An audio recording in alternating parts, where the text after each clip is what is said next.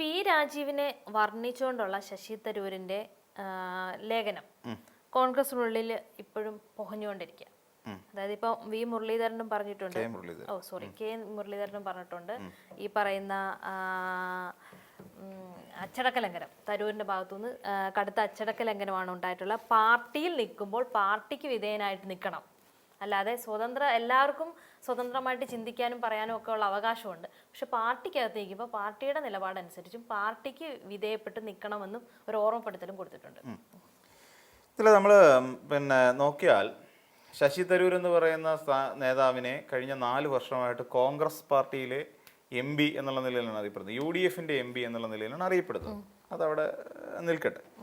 അദ്ദേഹം ഈ കഴിഞ്ഞ കാലം അത്രയും, അതായത് അദ്ദേഹത്തിനെ ജയിപ്പിച്ചു വിട്ട ജനങ്ങളോട് അദ്ദേഹം നടത്തിയിട്ടുള്ള, ഇപ്പം സ്വാഭാവികമാണ്, തിരുവനന്തപുരത്ത് നിന്ന് UDF MP ആകുന്നു, പോകുന്നു, തിരിച്ചു വരുന്നു, അവിടെ ചെല്ലുന്നു, നരേന്ദ്രമോദിയെ പുകഴ്ത്തുന്നു, തിരിച്ചു വരുന്നു, വീണ്ടും ഇവിടെ വരുന്നു, UDF MP ആയി മത്സരിക്കുന്നു, വീണ്ടും ജയിക്കുന്നു, നരേന്ദ്രമോദിയെ പുകഴ്ത്തുന്നു, തിരിച്ചു വരുന്നു. ഈ ഒരു പ്രോസസ് ഉണ്ട്. അതുകൊണ്ടാണ് കെ മുരളീധരൻ പറഞ്ഞത്. കെ മുരളീധരൻ അങ്ങനെ പറയാനുള്ള യോഗ്യത ഉണ്ടോ എന്ന് ചോദിച്ചു കഴിഞ്ഞാൽ ഇല്ല എന്ന് പറയേണ്ടി വരും. കാര്യം ഉമ്മൻചാണ്ടിയെ കുറിച്ച് പണ്ട് കെ മുരളീധരൻ നടത്തിയ പ്രസംഗങ്ങൾ ഇപ്പോഴും യൂട്യൂബിൽ വൈറലാണ്. കാര്യം ഉമ്മൻചാണ്ടി നിങ്ങൾ കരിഞ്ചന്തക്കാരുടെ കള്ളക്കടത്തുകാരുടെയും ഏജന്റാണ്, നിങ്ങൾ പാവങ്ങളെ തെരുവിലിറക്കിയ ആളാണ്, നിങ്ങൾ വികലാംഗരെ കഷ്ടപ്പെടുത്തിയ ആളാണ് എന്നൊക്കെ പറഞ്ഞുകൊണ്ട് കെ മുരളീധരൻ പ്രസംഗിച്ച പ്രസംഗമൊക്കെ കിടപ്പുണ്ട്. പാർട്ടിക്ക് അടിപ്പെടാതെ പാർട്ടിയിൽ നിന്ന് പുറത്തേക്കിറങ്ങി നിന്നുകൊണ്ട് പ്രസംഗിച്ച ഒരു ശൈലിയായിരുന്നു അത്. കെ മുരളീധരൻ്റെ ഒരു വിശ്വവിഖ്യാതമായ പ്രസംഗം എന്നൊക്കെ പറയാൻ പറ്റുന്ന രീതിയിൽ വരും കാലങ്ങളിൽ രാഷ്ട്രീയ വിദ്യാർത്ഥികൾക്ക് കേട്ട് പഠിക്കാൻ വേണ്ടി നൽകണമെന്നുള്ളതാണ് എൻ്റെ ഒരു അഭിപ്രായം.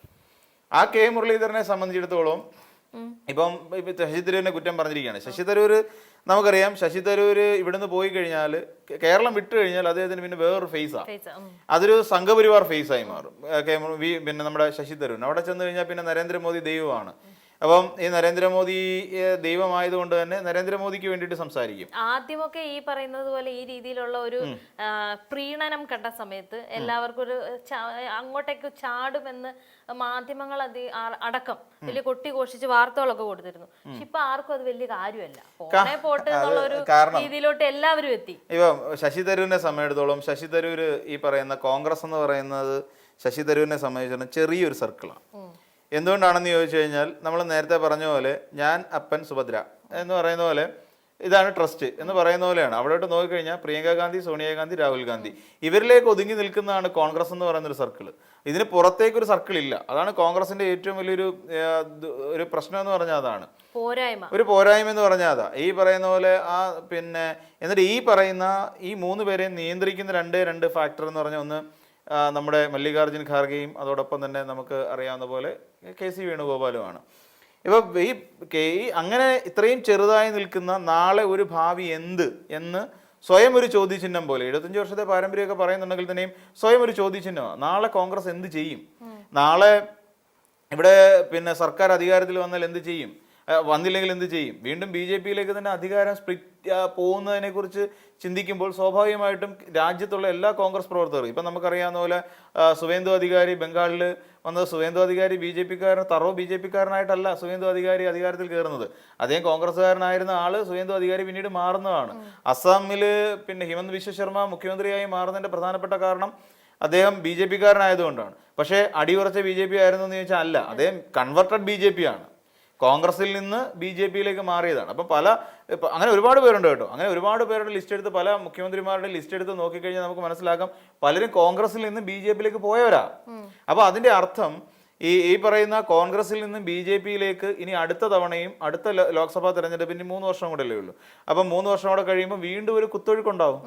ആ കുത്തൊഴുക്കിൽ പോകാനുള്ള പരൽമീനുകളാണ് ഈ പറയുന്ന ശശി തരൂർ അടക്കമുള്ളവരെന്നാണ് എനിക്ക് തോന്നുന്നത്. കാരണം ശശി തരൂരിനെ സംബന്ധിച്ചിടത്തോളം ഒരു വിശ്വപൗരൻ എന്ന് പറയുന്ന ഒരു ഇതുണ്ട്. കാര്യം ഈ പറയുന്ന KC വേണുഗോപാലിനേക്കാളിലൊക്കെ മുകളിലാണ് താൻ എന്ന് പറയുന്ന ഒരു ചിന്താഗതി ഉണ്ട്. താനൊരു AICC അധ്യക്ഷനായിട്ടെങ്കിലും മിനിമം ഇരിക്കാൻ ക്വാളിഫൈഡ് ആണ് എന്നുള്ളൊരു ചിന്ത ശശി തരൂരിനുണ്ട്. അതുകൊണ്ടാണ് ശശി തരൂർ മല്ലികാർജ്ജുൻ ഖാർഗെക്കൊപ്പം മത്സരിക്കാൻ ഇറങ്ങിയത്, AICC അധ്യക്ഷ സ്ഥാനത്തേക്ക് മത്സരിക്കാൻ ഇറങ്ങി.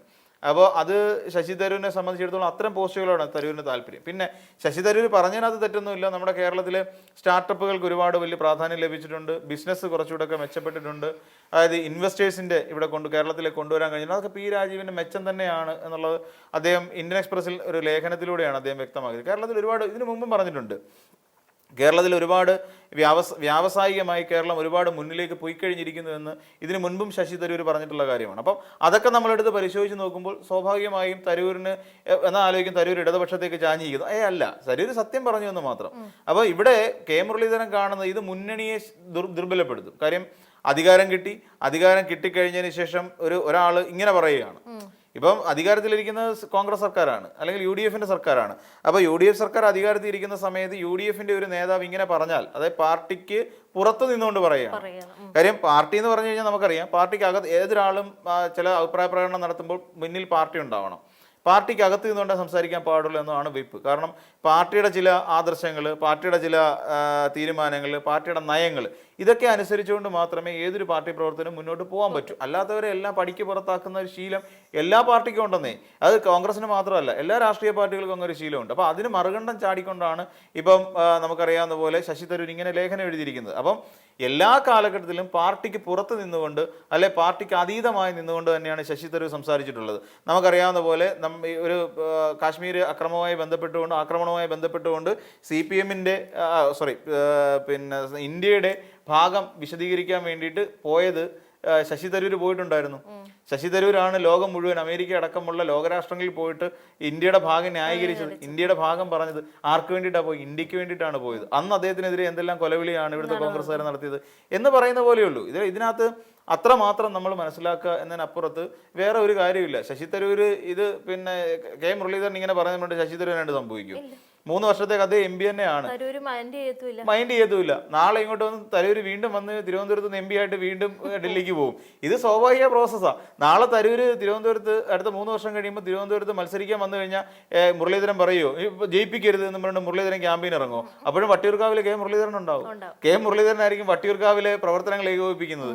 അപ്പം ഇങ്ങനെയുള്ള കാര്യങ്ങളെല്ലാം മനസ്സിലാക്കേണ്ടതുണ്ട്. അപ്പോൾ ഇത് താൽക്കാലികമായി വരുന്ന ഒരു ചെറിയ പ്രശ്നം മാത്രമാണ്, അല്ലാതെ ഇതൊരു വലിയ പ്രതിസന്ധിയിലേക്ക് പോകും. ഇതൊരു വലിയ രാഷ്ട്രീയ പ്രതിസന്ധിയായിട്ടൊന്നും കോൺഗ്രസിനെ ബാധിക്കുന്ന ലക്ഷണമെന്ന് എനിക്ക് തോന്നുന്നില്ല.